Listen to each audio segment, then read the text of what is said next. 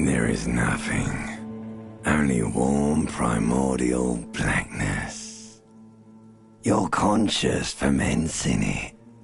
No larger than a single grain of malt. You don't have to do anything anymore.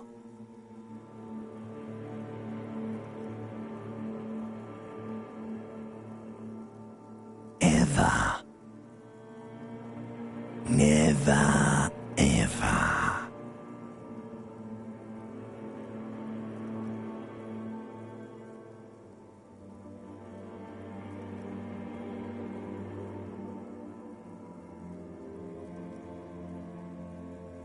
An inordinate amount of time passes. It is utterly void of struggle. No ex-wives are contained within it.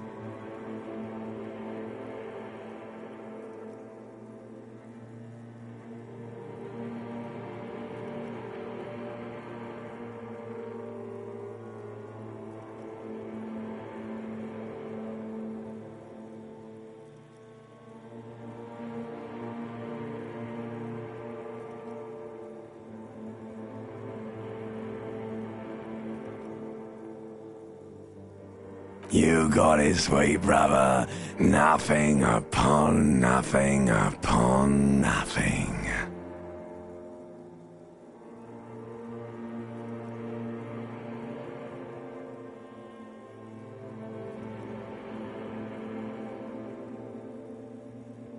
Coming right up, sir. Smooth passage.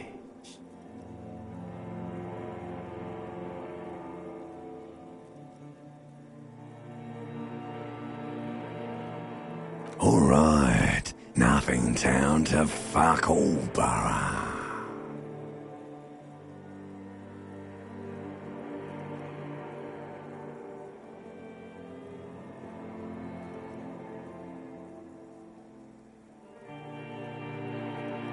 Not you.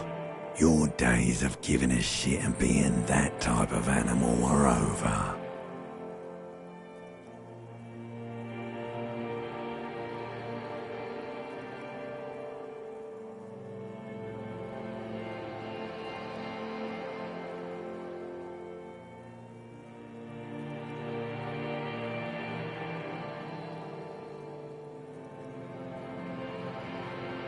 The song of death is sweet and endless.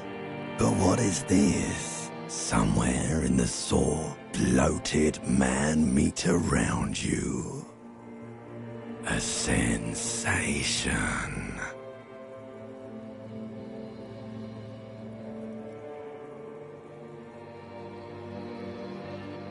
Like a fly to the ointment, your conscience sticks to it.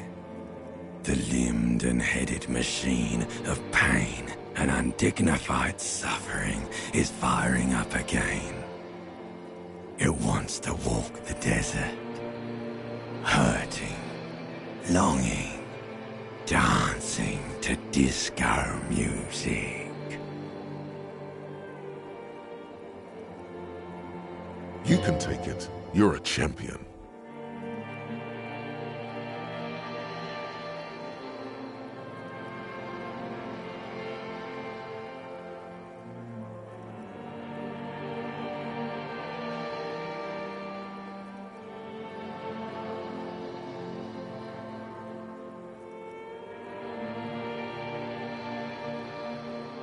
The stench of liquor rises from your mouth, and with it, an ungodly headache.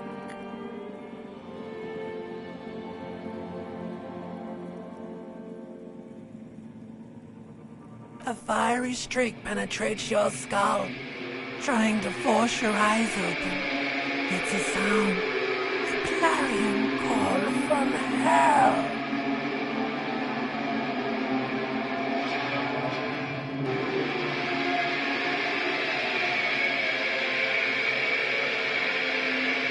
Somehow, you know what it is. A caprice to name a motor carriage.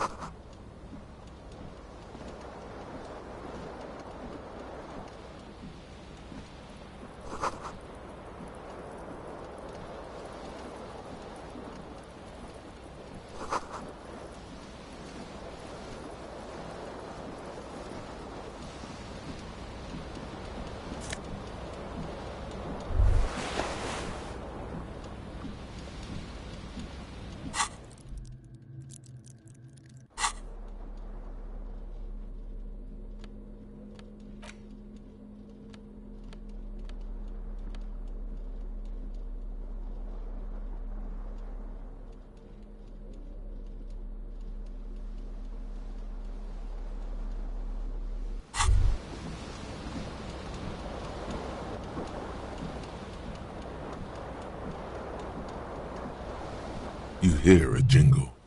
Keys are clinking in the pocket of your flare-cut pants. It says, whirling in rags, on the aluminium keyring. There is a single key on the ring. The number 1 is etched on it. It should open the door.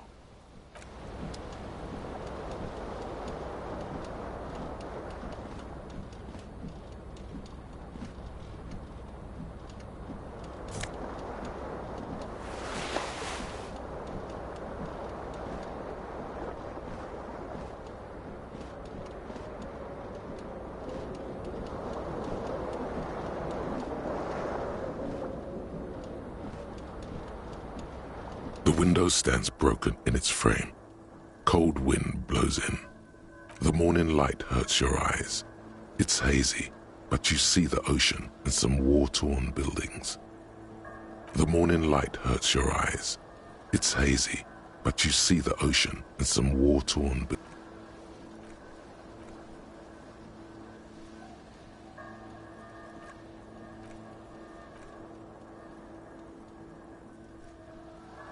The morning light hurts your eyes.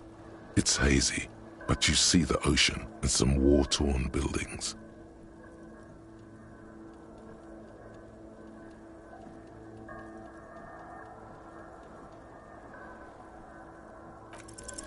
The shards face outward. Whatever broke this window came from the inside. A fine web of scarring covers the back of your right hand, but none of it is recent. More likely a projectile than a held object. There are no fragments on the floor from pulling a tool back in after impact. It is too large for a bullet, yet too small for a piece of furniture. You're looking for something heavy and larger than your fist. Like the green shoe that's on the hat rack in the corner, which, coincidentally, is missing its friend.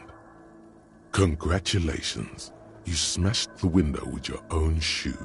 Now you only have one. If you're lucky, you can still find the other on the balcony outside. The door to it should be outside your room.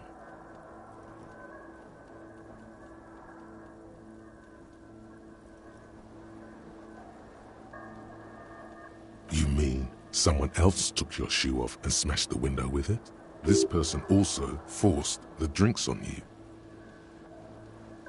A cool wind gushes in. Your toes curl up from the cold.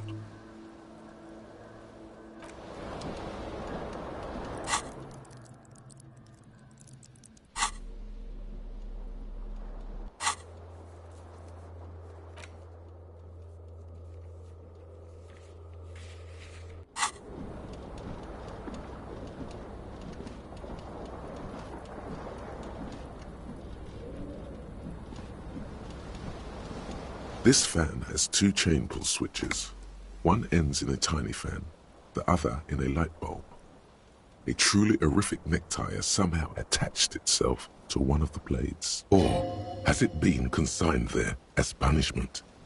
You feel as though this creature is your friend and wants to reattach itself to your neck so that you may continue your adventure.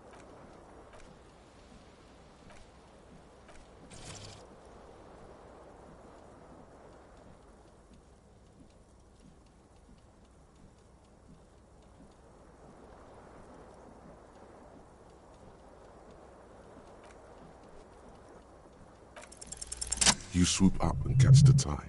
Snap. It's released from the blade. Warning, warning, the necktie is no longer contained. What you have in your hand is a fantastically colorful tie with 4 or 5 different patterns. The knot reminds you of a noose. If it's your friend, why was it up there? Who ties their friend to a ceiling fan? Maybe this thing is dangerous somehow. An ominous, foreboding feeling fills you as you look at the tie.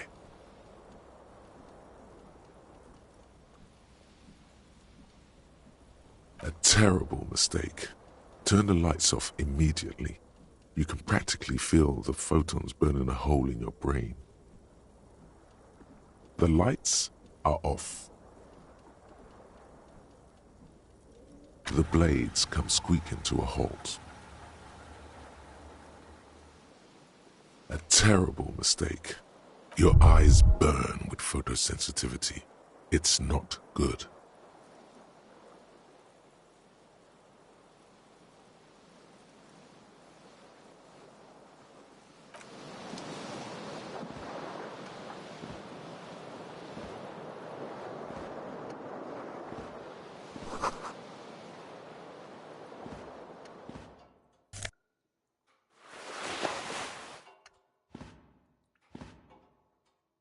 A mirror hangs above a bent and broken sink. In a fierce discharge of masculine energy, someone has ripped half the faucet off. Hot water sprays from the base and steam covers the mirror. You cannot see yourself, just the outline of a man. Suddenly, you realize you have no memory of the face that awaits you there, underneath the soft vapor. As you slowly reach your hand towards the surface of the mirror, abort. You clearly have not thought this through. You won't like what you see there, and you will never unbecome it.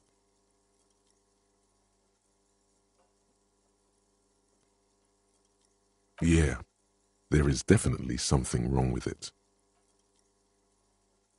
Where to even begin? There is the bloatedness, then the swollenness. It's like there's an upholstery of alcohol underneath your skin.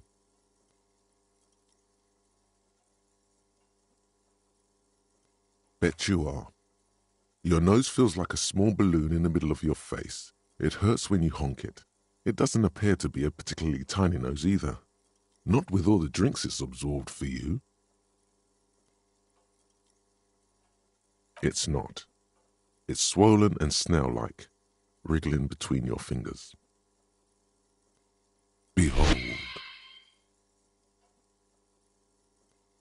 You have no idea who this thing is, do you?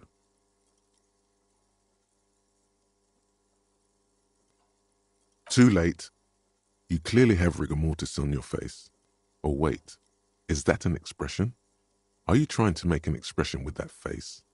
Why? Please stop. It's horrible.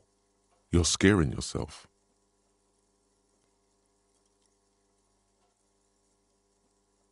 You can't, can you? It's like it's not even voluntary anymore. You have worn that grin into your face, and now it won't come off. What does it even mean? What is the emotion you're trying to convey?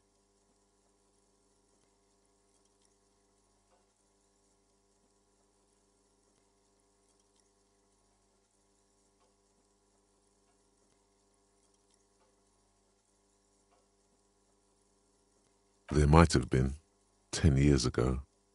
It's little more than a cadaverous spasm now. It belongs in the new, the third decade of the current century. Enough time had passed from the failure of the revolution that, for a fleeting moment, free market economy seemed like the ultimate, uncontested way of life for our species. Things were good. It was smooth sailing. People made gold and champagne-tinted interiors and facades to suit the times, calling this the new style. But more importantly, disco happened. For Revachol, your city, that meant only one thing. Guillaume la Million. If it doesn't rhyme, you're not pronouncing it right. Out of the dazzling swirl of disco music, in an open-air boîte de nuit, somewhere in Revachol West, Guillaume's blonde mane appeared on the screen. He sang some bullshit. Then he made the expression.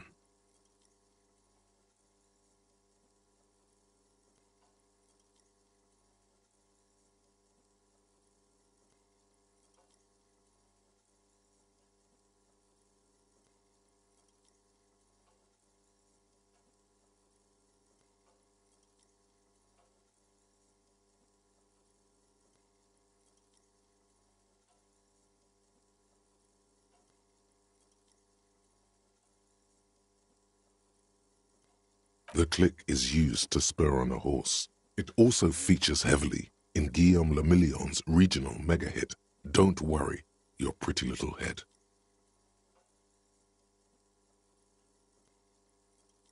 You have some understanding of the near history of disco. The rest is darkness, aside from the useless fact that the motor carriage outside was a caprice Kanema.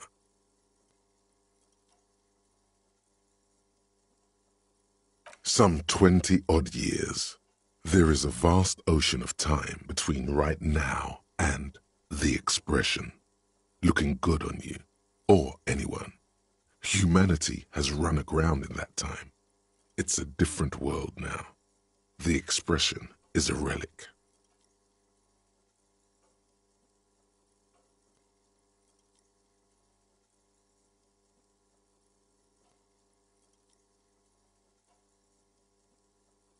Some 20-odd years. There is a vast ocean of time between right now and the expression. Everyone loved it. Maybe you thought some of the stardust would rub off on you. Maybe it did. Either way, it's all gone now.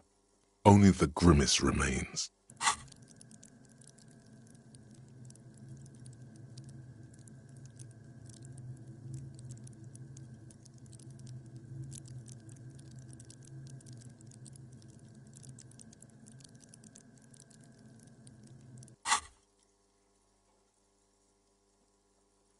It doesn't have to be. You can swoon over Guillaume and his champagne-corked smile whenever you want to. Maybe some of the stardust will return. It's too late. Like an image on film. The expression belongs to your primary motor cortex. It would take a minor neurological miracle for you to cease producing it.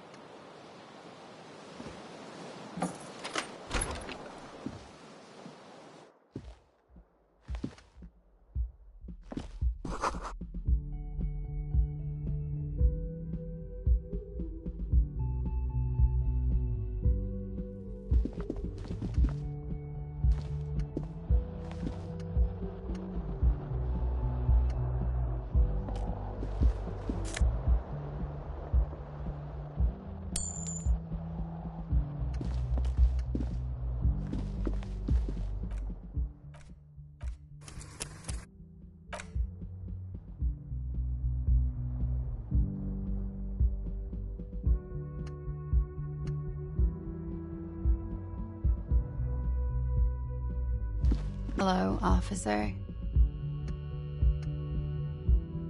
The young woman raises a cigarette to her lips. No. There's only one solution to this. You're a businessman.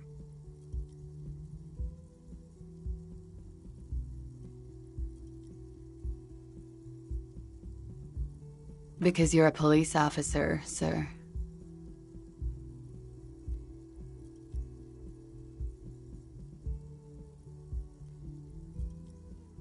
I'm not, unless you've been shitting us all this time. You've been here for 3 days, on official police business, no less. Couldn't say. In truth, so far, mostly drinking.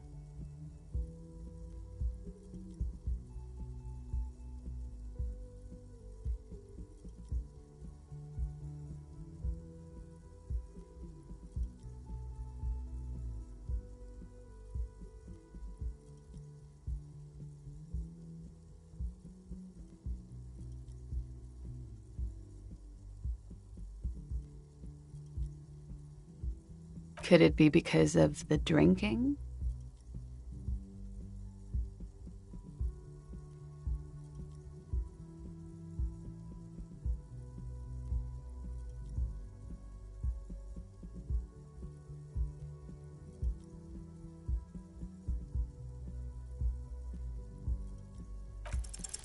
The words have already left your mouth.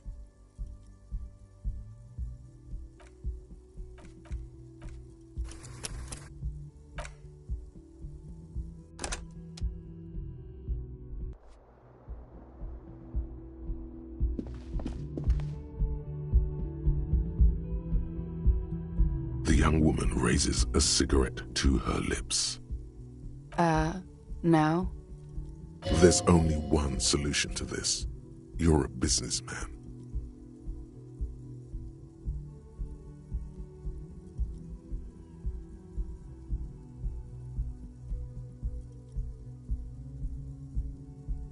The young woman shakes her head slowly. No. You're a police officer, sir.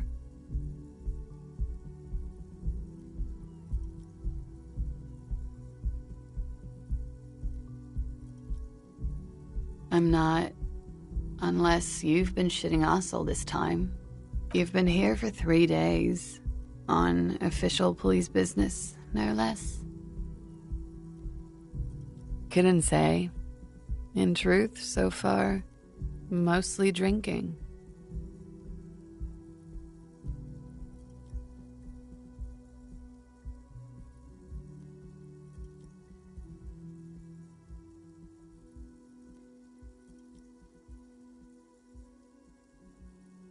Could it be because of the drinking?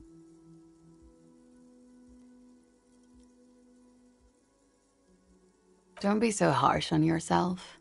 They let almost anyone be a police officer. A glib remark. Don't let it stand. Assert yourself.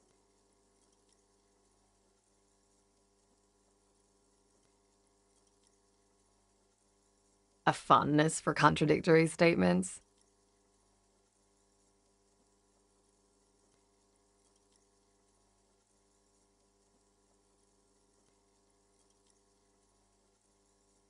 Extraordinary. She doesn't actually think it's all that extraordinary.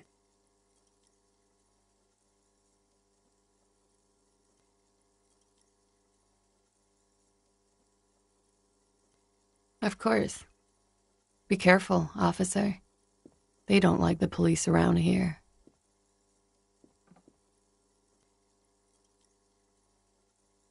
She looks back at you, a light glinting off her eyes. Goodbye.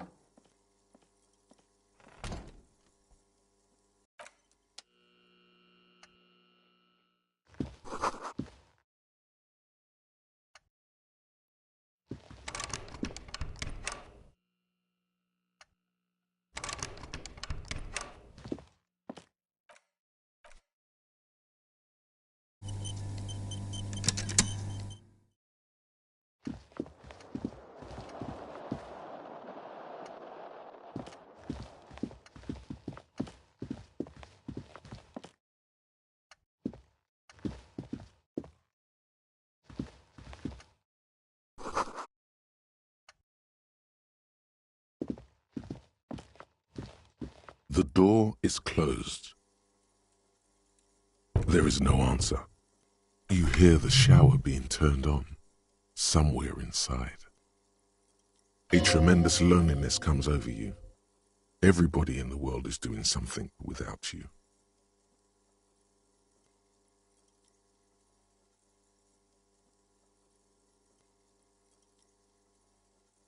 The door does not care. The door probably thinks you're a has-been loser too. You feel your funny necktie becoming tighter and tighter around your neck. This door can only be opened with a key or from the inside.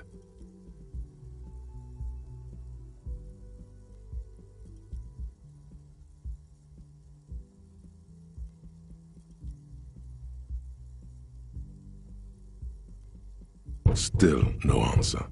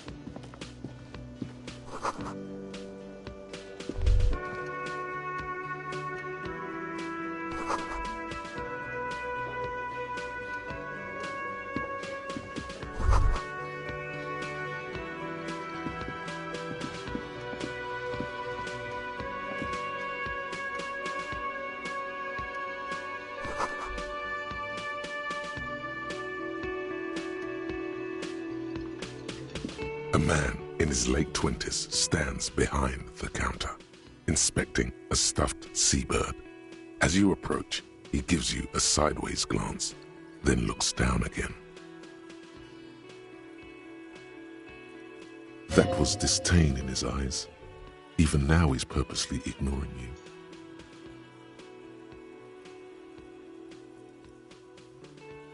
A competent work of taxidermy. The white and brown seabird lies among piles of coasters and drying mugs. One of its wings broken. The man is trying to mend it. Looks like the bird was ripped off the shield that was used to mount it, most likely on a wall. This is the Great Skua. The seabird is the symbol for the discovery of the Insulindian Isola, the part of the world you are in right now. Something about it makes you feel bitter.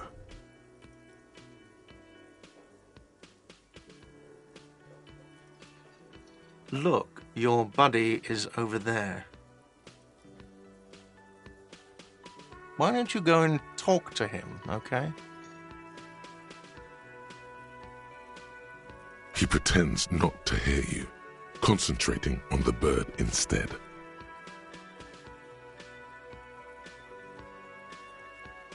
A competent work of taxidermy. Looks like the bird was ripped off the shield. This is the Great Skua. The sea. Something about it makes you feel bitter. Look, your buddy. Why don't you go and talk to him, okay? He pretends not to hear you, concentrating on the bird instead.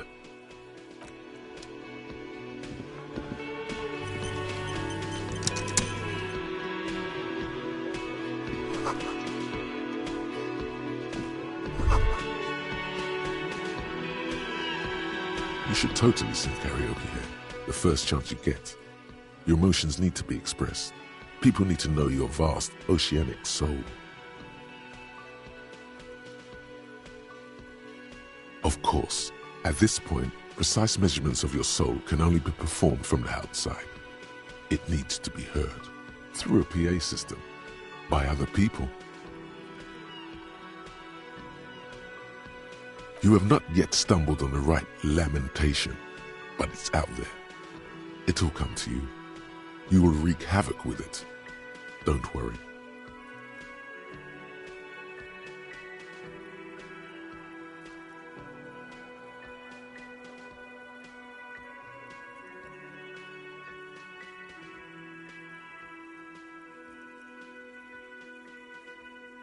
serves them right. Wipe that smirk off their face with your sad, tragic song. Who's laughing now? No one. You have to find something tragic to sing first, though.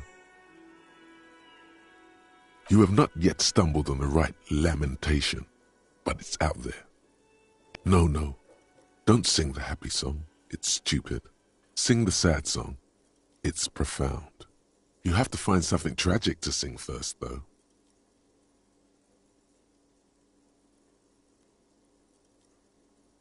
You have not yet stumbled on the right lamentation, but serves them right.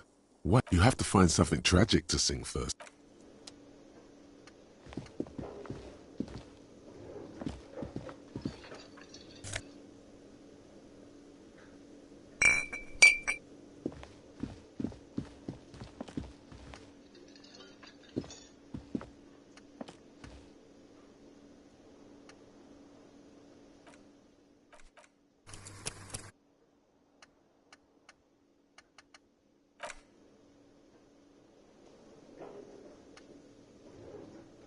Hello, sweetie.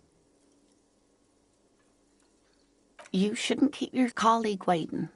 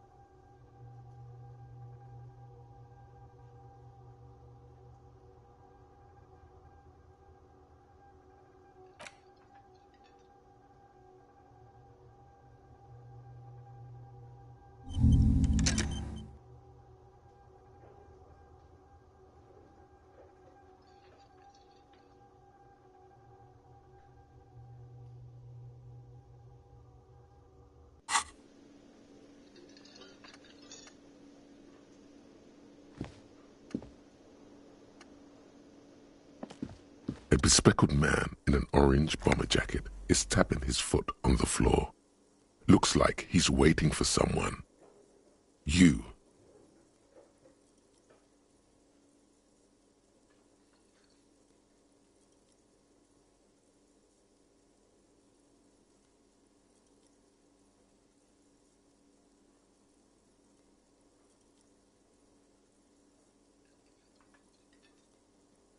As you approach, he narrows his eyes and extends his hand in greeting. If an assault were launched on this building right now, if the windows came crashing down and the whole world descended upon you, this man would hurl himself in death's way to save you. You are sure of this, but why? Hello, I'm Kim Kitsuragi, Lieutenant, Precinct 57. You must be from the 41st. You realize he's waiting for your name. This is your chance to come up with a really good name for yourself. Get creative. Conceptualize.